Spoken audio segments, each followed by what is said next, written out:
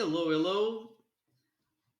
How are you? So, my name is Bernardo Tavares. I'm the CTO of Granter.ai.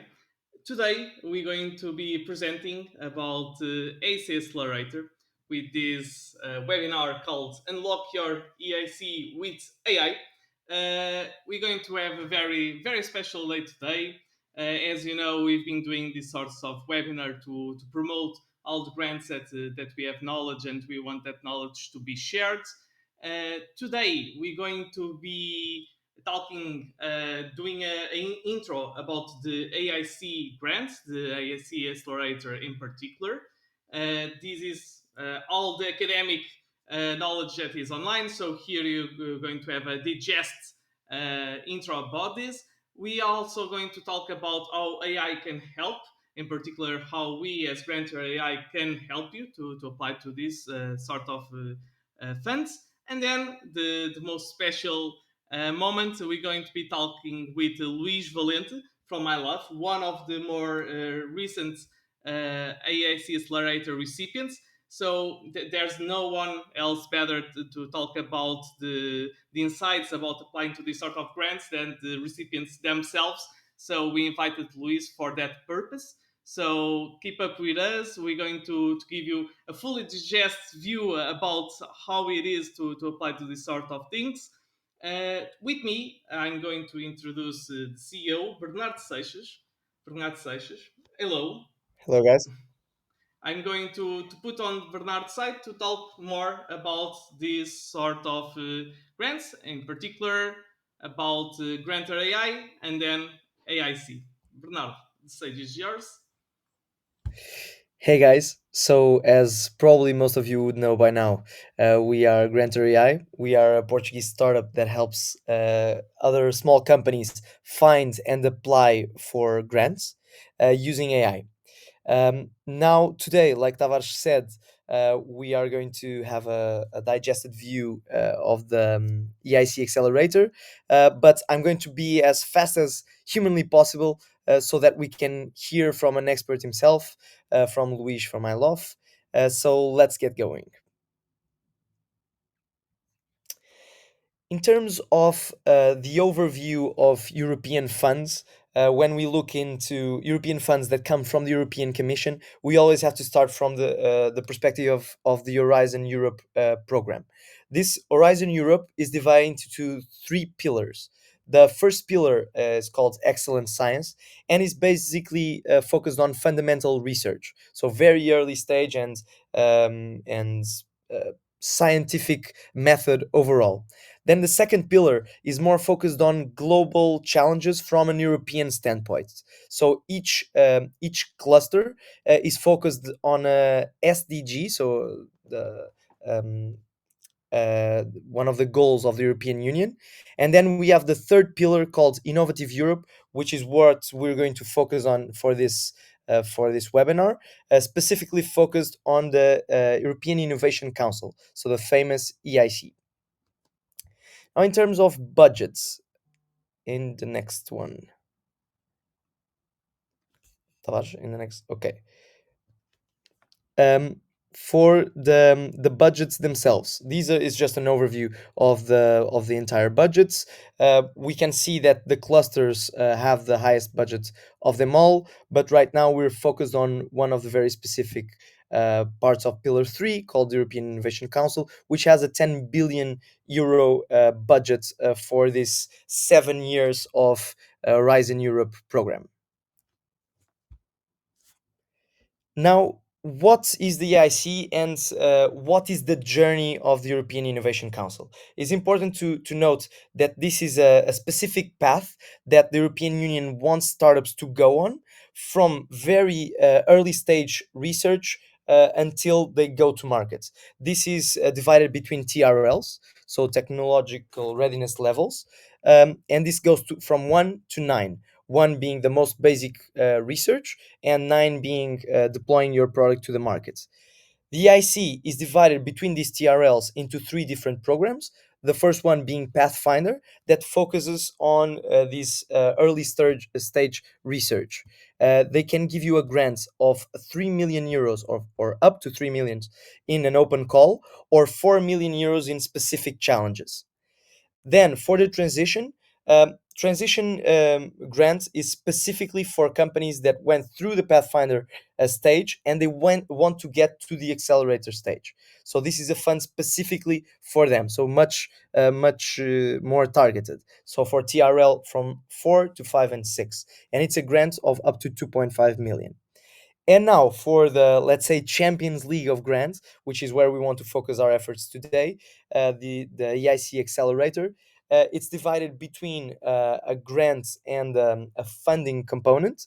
Um, and the grant can go up to 2.5 million, and the funding part can go up to 15 million euros.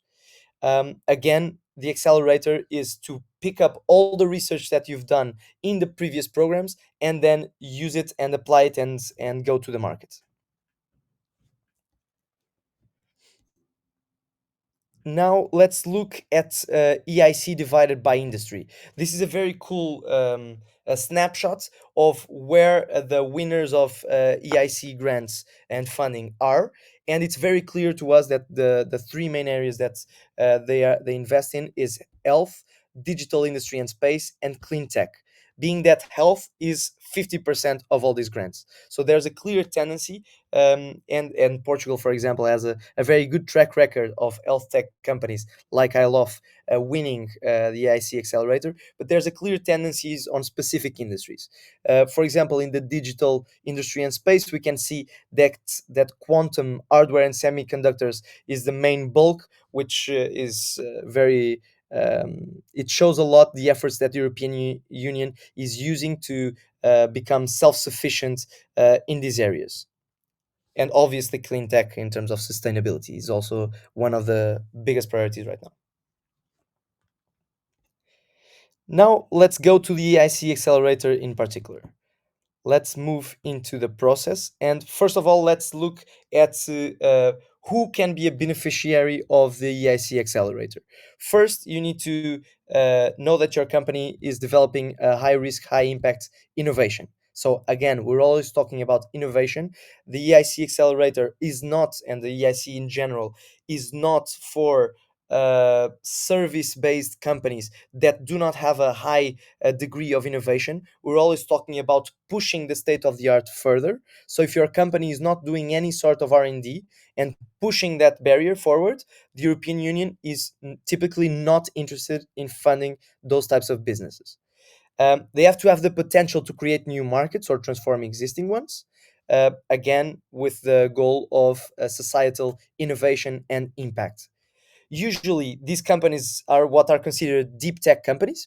So the companies that usually take a long time to go to market, and this goes to the last topic as well, which is they are looking for patient capital. So capital that is not looking for a significant return very soon. So they have a longer time horizon.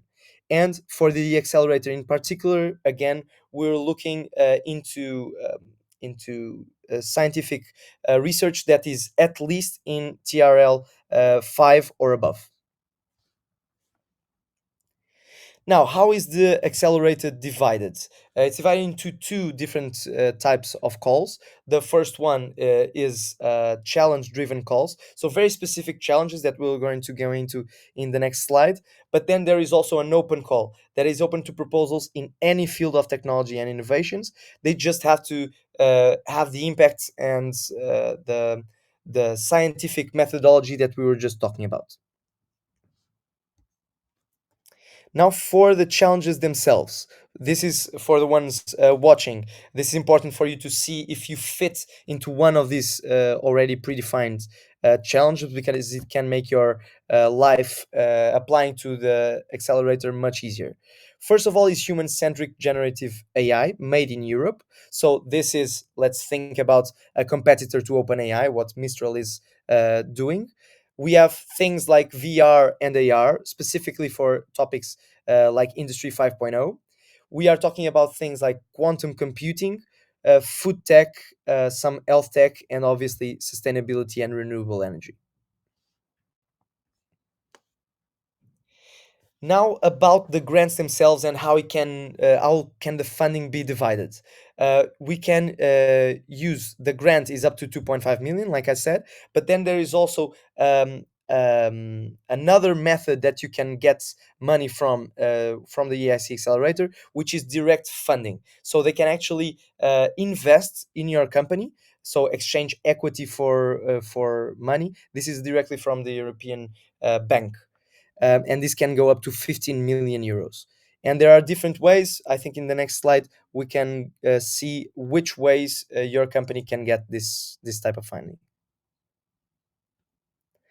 So the first one, which is usually the most common and the best one, is blended finance. So companies that receive the grant and also go for the investment.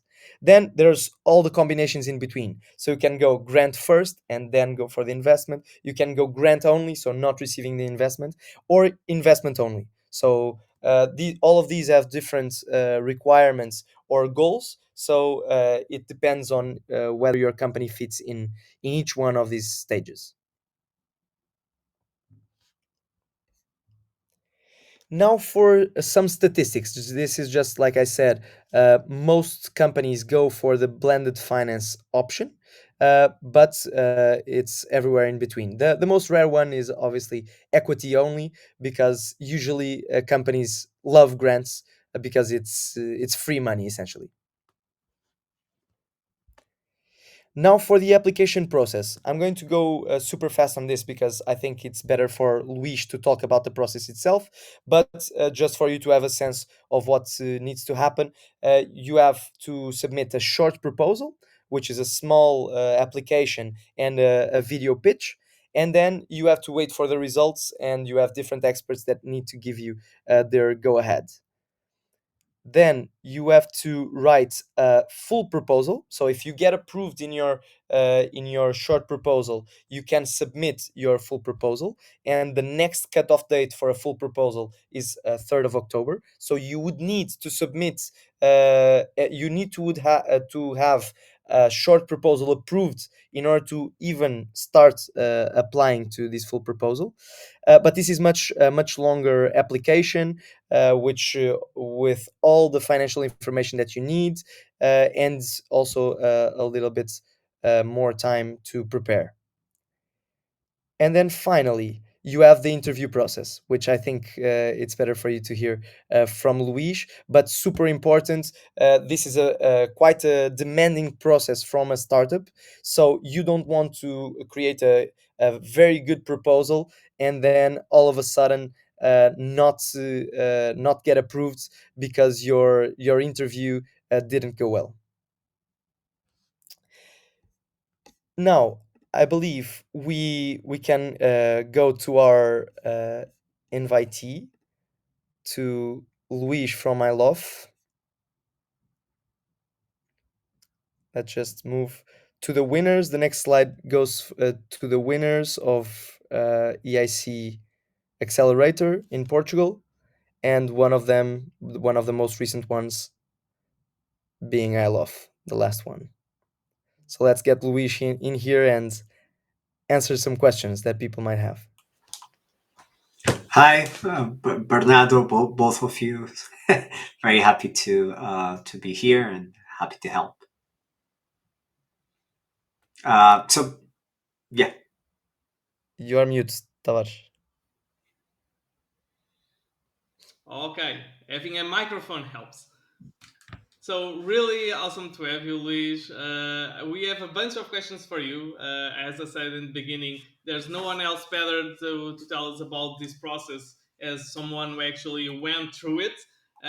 So the first question is really about. Can you just tell us a bit about iLoF and when was your IIC approved? yeah.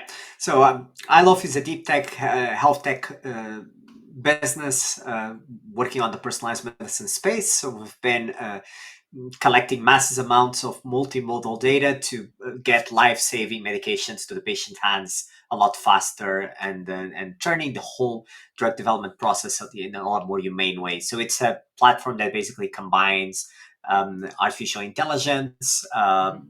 well, physics and biology to assist on clinical and preclinical drug development. So we had our EIC bid approved in Q2 or Q1 2023, which was, of course, but the original application was submitted in late 2022. Okay, so let's do it a very open-ended question, which is, can you describe a bit about the process, how it was for you from your perspective as founder? Yeah. So a lot of people, and I think you were also mentioning that exact same thing, which is that being at the EIC and winning the EIC, it's a little bit like the Champions League. So you would prepare the same way you prepare to play on the Champions League or to play in a Champions League final, which is you need to dedicate a lot of time. And as a company, and especially as a startup, you need to understand that you need to dedicate time and you need to think it through. The EIC is not the kind of this is not the kind of program that you wing it, that you just, no, it's okay, I'll just write a couple of things and you'll be fine. It's way too competitive. It's just way too competitive, and this is a little bit like in professional football, where every second count, every inch that you can jump higher than your opponent counts. In EIC, that counts. So basically, the process with us is so we did an initial application to the EIC in, back in, so I think the first one was back in 2020, so 2020. Mhm. We didn't got to, so we got to the full proposal. We submitted a full proposal, but we got a seal of excellence, but we did not get the bid, which is was fine. And then we decided to not submit again until we had the time to actually dedicate. And then we submitted it again in beginning of mid 2022, I believe, mid 2022. So I'd say June or July, I can't remember, or August. I might have been August. And then that time we got to the interview.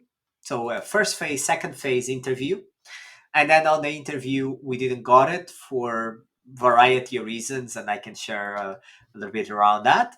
And then we decided to, so we got some feedback from the jury, either deserved or not deserved, but we got some feedback from the jury, we tried to act on it, and then we resubmitted, and then the second time we got it. Awesome. So it was a sort of a long process for you, right? No, it's like Many I'm saying, iterations. you're not going to get to the Champions League final on your first football game, or if you Yeah. are, then you're really lucky. Super fair.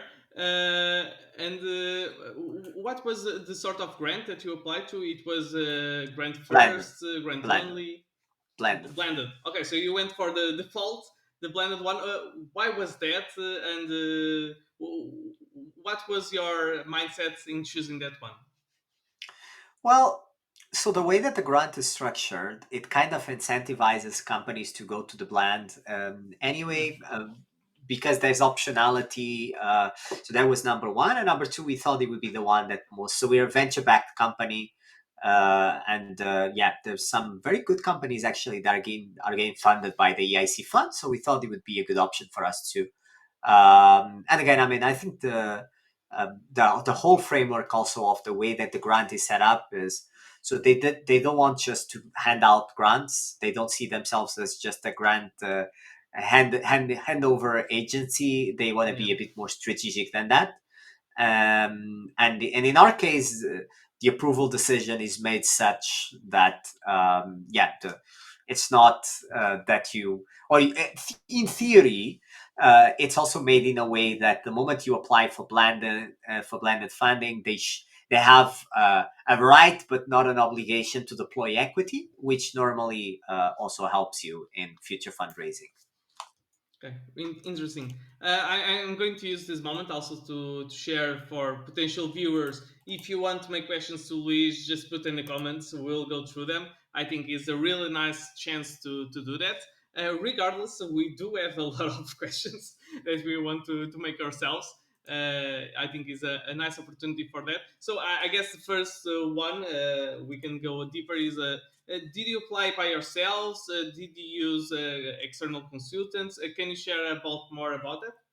Yeah, we used a consultant. Yeah, the first time we applied, we did most of the bid by ourselves. Didn't work out. Yeah, we reapplied with a consultant. Very hands on. They work well. The Success first story, I guess. one was the one that you got the seal of excellence. The excellence. Yeah. Yeah. But well, the seal of excellence. Basically, it's so the way that the grant is set up, and I don't know not about now, but the way that the grant is set up is that it would be relatively easy to get the seal of excellence, Okay. because all you need to have is to go above, to be above a certain threshold. The problem is that this is a really highly competitive. This is a little bit like a little bit like getting into. I mean, it used to be. Now I'm a bit old, but it used to be that medicine had the highest score in when you were going to get into medicine, right? You had to I have. did that Yeah, change? I think it's still the same, no? I thought it might have changed. I I think. don't know. I think the top course is no longer medicine. I may be wrong. I think it's Yeah.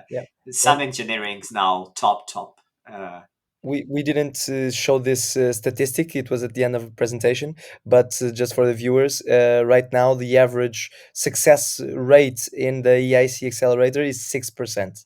So very competitive.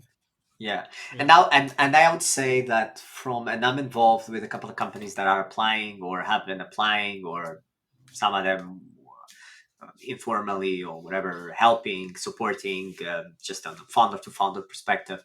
And I can tell you that the information I have is that it's going down. It's actually going down, and the reason why it's going down Yeah. is very easy to understand. It's been year So after year. Yeah. yes, the reason why it's going down, and it's not trivial that it would be going down, and I'll tell you why.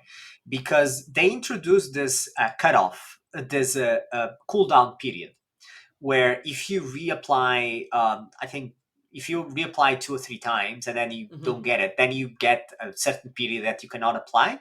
And what I heard is that they want to do it even more aggressive. So they want to do it that, so right now it's a 2 year period, and they want to do it that if you apply 3 times and then you didn't get it, I think you're just locked out for good. Yeah. Yeah, Not that's until, true. Starting this year, that's true. Yeah. oh, it's So two starting this year. yeah, you Wow. have three chances. So Wow. and Because it the, doesn't really matter the phase that you were yeah, rejected. yeah, yeah. You have three chances overall. And that's it. Yeah. Because I feel like at this point, in the last, especially in the last couple of calls, I think it's probably closer to 4% from what I've heard, the Hmm. success rate. So it's really low. And the reason for that is, so we have a bull market. So as you guys were saying, and Bernardo, you were saying that. So um, this mostly funds deep tech. Deep techs are normally companies they take a long time to market. They take a long time to revenues, and they're very dependent on venture capital or grants, right? Mhm. So you're currently in a bear market in venture capital, valuations decreasing, LPs not deploying, a lot of dry powder, but money is not flowing. And then basically what has happened is that people and startups are flocking to grants. Yeah. And Yeah. even though you have a lot of We've know companies, this. yeah, I'm sure you know this. And of course, in 2020, 2021, it was the other way around. Why do I want grants? There's all these VCs throwing money at me, so you don't need it. But right now, this is happening, and it's happening quite a lot. So every bit counts, and then it's going to come down. And again, keep in mind that there's a written evaluation, and then there's an interview. On the Yeah. interview, it's going to be a little bit of luck. In our case, we on the first interview we had some the jury clearly thought that we needed to improve on some cases, and then when we reapplied with basically the same company, we reapplied 3 months later. It's not like it was a completely different company. So when we reapplied, the jury said, yeah, okay, I'll let you go now.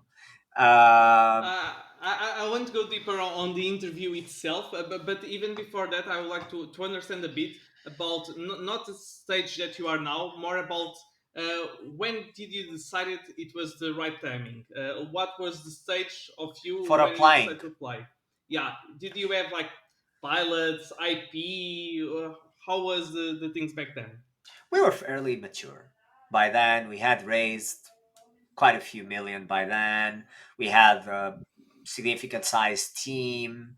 Um, but this is the problem because the problem with EIC is that there's many challenges around the EIC, but there's one main challenge around the EIC, which is you need to prove two things that seem almost schizophrenic against each other. They don't really. You need to prove that you're a really good business, that you are aiming to be a leading company in your category, Mhm. that there's a lot of people after you, that you're like the prettiest girl or boy in town. But at the same time, you need to prove non-bankability, which is non-bankability is a very funny concept that basically says you're going after public money because you can't get private money. So it's a bit odd because at the same time you need to Yeah. prove that you're hot, but you need to prove, well, I went through a lot of girls and no, they don't like me. So it's a bit of a tough line It's to walk through. paradoxical, isn't it? It is Sorry, what was the name that you used? It was quite interesting. non-bankability. Non-bankability. Non-bankability. Got Yeah, it. you need to prove Okay. non-bankability, and this is something that we had to prove. This is something that we absolutely had to prove. And I remember that one of the things that made us not land the EIC at the first interview was exactly because they said, how much money do you have on the bank? You have this money on the bank, just use it. Just use it to execute your project. Just you don't need to. And then on the second time, because 3 months has went by and we spent some money, and then we redid our estimation of how much money we were going to spend. Suddenly, they were like, "Okay, so now I see why you need this money."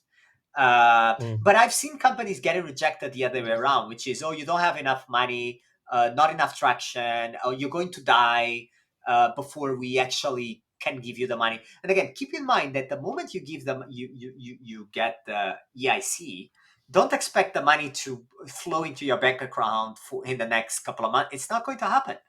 It's a Yeah. lengthy process, and I've known personally stories where it took more than half a year for people to get the money. Mhm. So if you And have, you, yeah, when you did receive it, it was lump sum like 100%? No, right? It was no, divided. Yeah. 50, no, we got 50%, and then Okay. the rest were, yeah. And so Yeah. maybe let's just go back a bit to the interview. I'm quite curious about the interview because it seems like a very important and stressing moment for you as a founder. Like, is a make it or break it moment. What was your feelings at the time, and also like looking back, what would you have done differently, if I've done anything? Yeah. different. So I mean, on the if you one that was went bad, if you were no, it was the special, you second wouldn't one. do So anything. no, on the first one, I think I would have made the case for why this is, because this is a little bit like VC. So VCs Yeah. time is always running on VC's time, on VC side, because the more money, the more time a startup goes, then the VCs have more data points. They'll see if you're growing or not growing. They will see if you're doing what you said you were doing or not. Um, and overall, they just have more data points, and the money is still on their side. And time is running against. And this is a little bit like the EIC, right? So more time passes, they can see you spending more money, they can see you executing more, and it also allows you to make the case for why this is really the last chance. And this is very important. This is a highly competitive. So if you apply the first time, they know you can reapply, right? So if they have Mhm. a company that cannot reapply because it's their last try, what do you think you're going to do?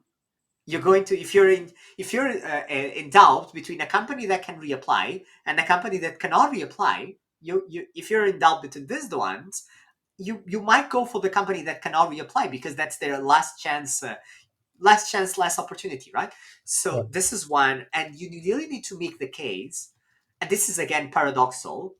Guys, this is it. I need the money. I need the money now. Otherwise, bad things will happen to the world. you really need to make this strong case. And this is, I think, is something we've done well the second time, which is, and then every time you respond, you need to make this case. Like they ask you, oh, what's your name? Oh, I'm Luis, and this is why you need to give me the money now. Otherwise, bad things will happen. No, it's not like that, but it's you need to digest, and I know we're running out of time, but we need to digest your basic case into 2 or 3 bullet points, and then every answer you give, it doesn't matter, you just need to keep repeating, and then it's normally some variation of there's a big problem in the world, we are somehow in the best position to put it to solve it, and then you need to say, because all they can give you is money. Oh, I love them very much, Yeah. they're all very fine people, but all they can give you is money. So you need to tell them, I have the team, I have the resources, I have the tool, I have the network, I have everything ready to go, like literally ready to go. I just need one thing, which is money. Mhm. Because if they feel like you need something else outside for money, you won't get it.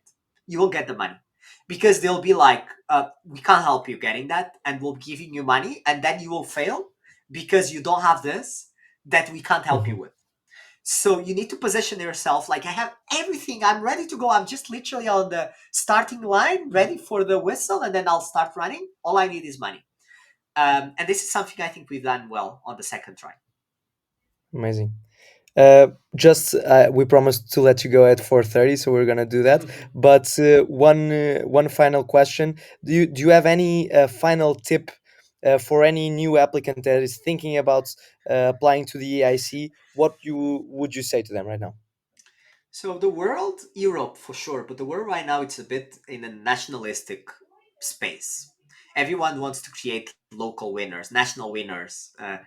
Europe is no different. They want to create European winners.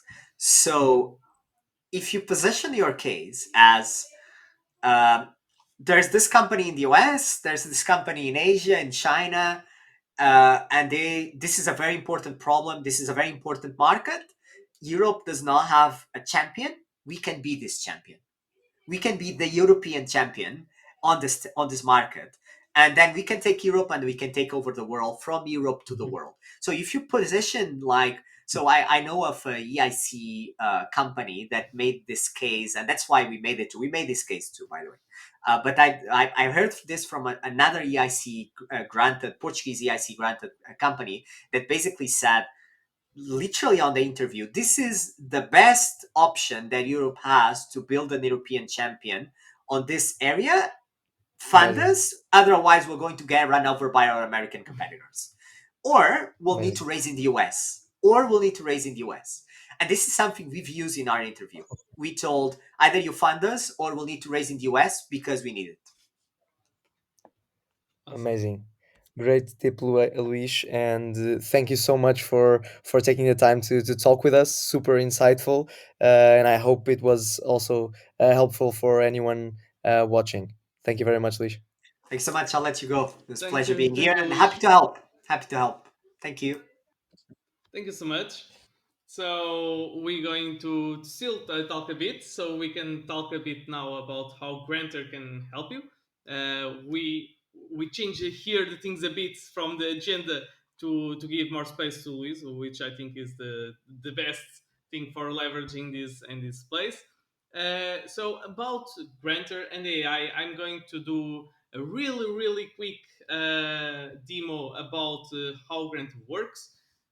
So first of all, Granter is a platform, a regular aggregating platform for many opportunities.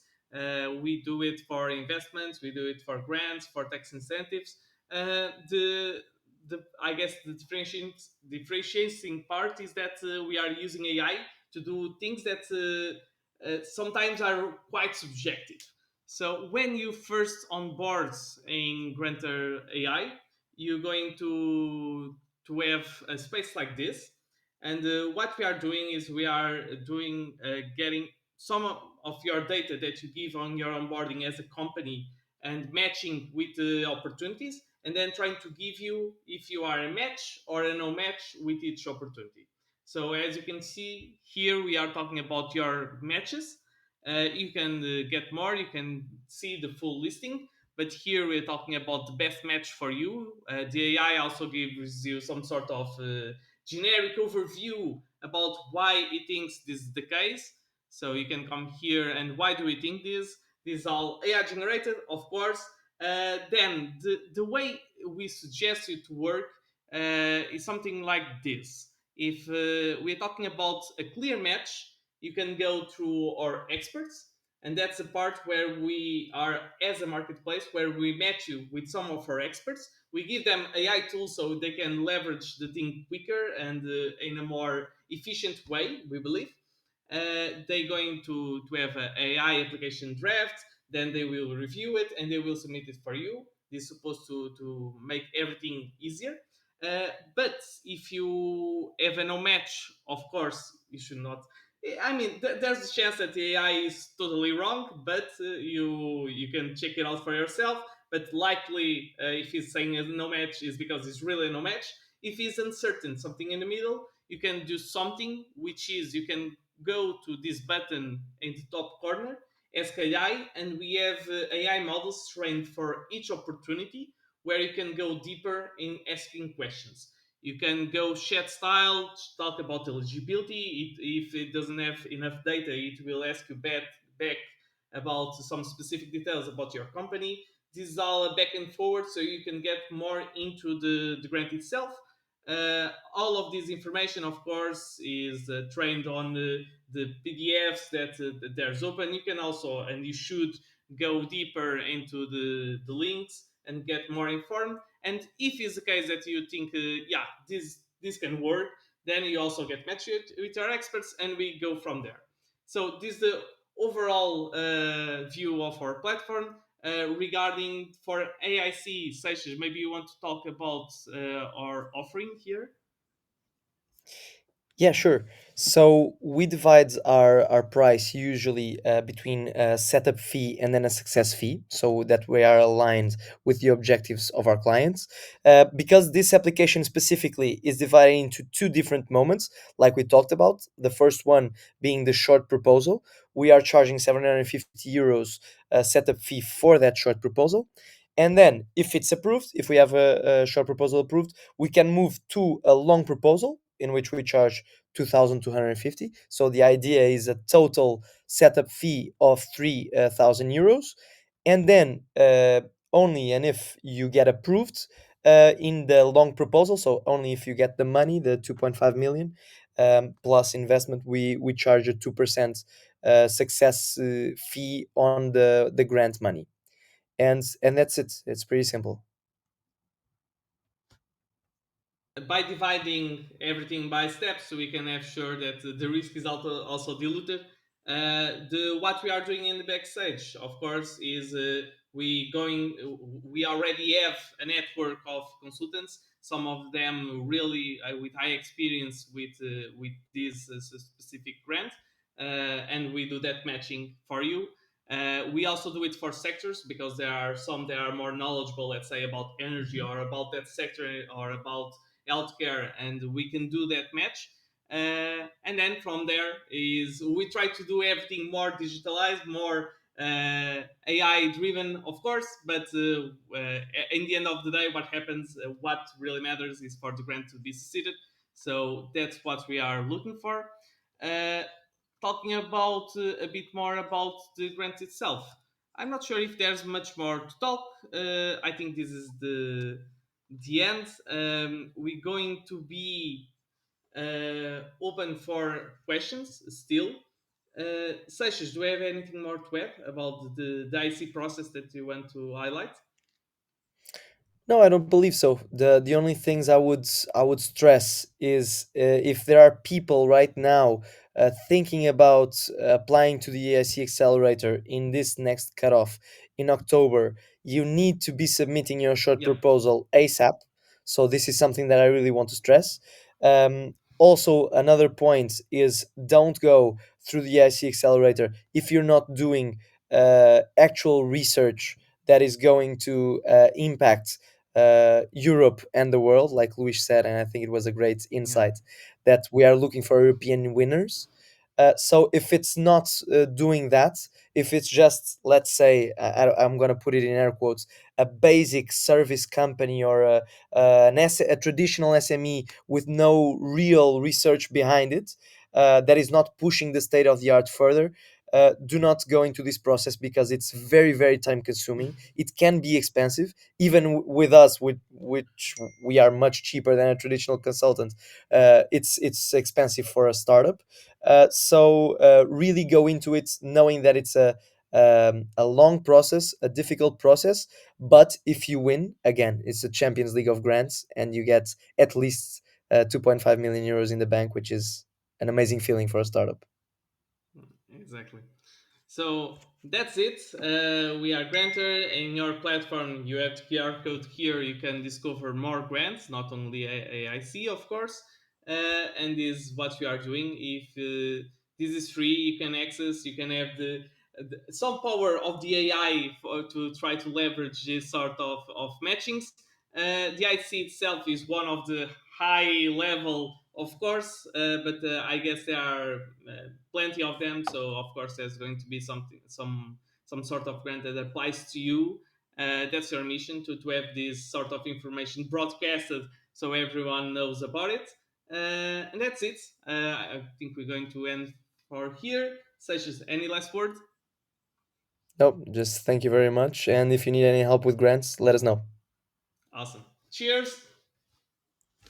Bye bye.